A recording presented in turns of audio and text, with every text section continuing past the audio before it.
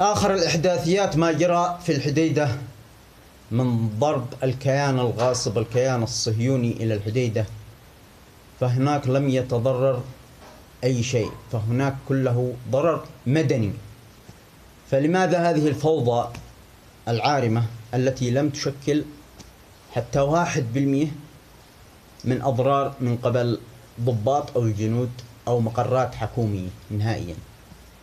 فهي تضرب الآن، ضربت مقرات مدنية ولم تضرب منشآت حكومية أو غيرها.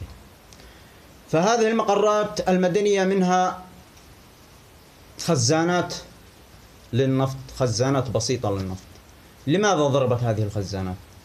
تعرف لماذا؟ لكي تحدث أمام العالم ضجة وحريقة هائلة، لأنها لم تستطع أي خيار آخر غير أنها تحدث أمام الأعلام، أمام يعني ضجة واضحة لكي تبان من هيبتها وتكسر هيبة العالم. فلا تأثير من هذا كله، فلا تأثير حتى 1% من هذا الضرب بأكمله. فهم لم يستطيعوا نهائيا مهما كلفنا الثمن، فالشعب اليمني صامد مهما كلفه جميع الحروب والمشاكل.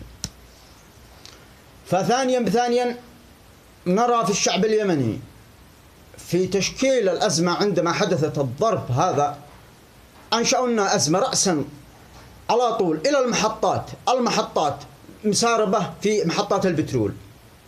أنتم تخلقوا أزمة من أنفسكم، أنتم الشعب اليمني بأكمله يخلق أزمة في البترول وتقوم بالتسريبات. أنتم من خلق هذه الأزمة؟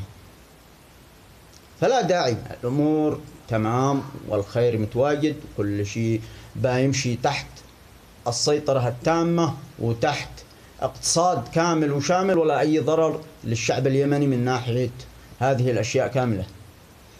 والكيان الصهيوني ما زال يخطط لضربة ثانية وثالثة.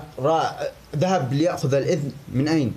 من مجلس الأمن الدولي ليسمح له باتخاذ ضربات أقوى من هذه، ولكن لن يؤثر على الشعب اليمني بأكمله، ولن يتضرر سوى المدنيين. فأنتم اليوم بالأول والأخير الإسرائيلي، الكيان الغاصب الإسرائيلي ضرب المنشآت المدنية فقط، لا لها أي تأثير على الجنود أو الضباط حتى 1% نهائيا.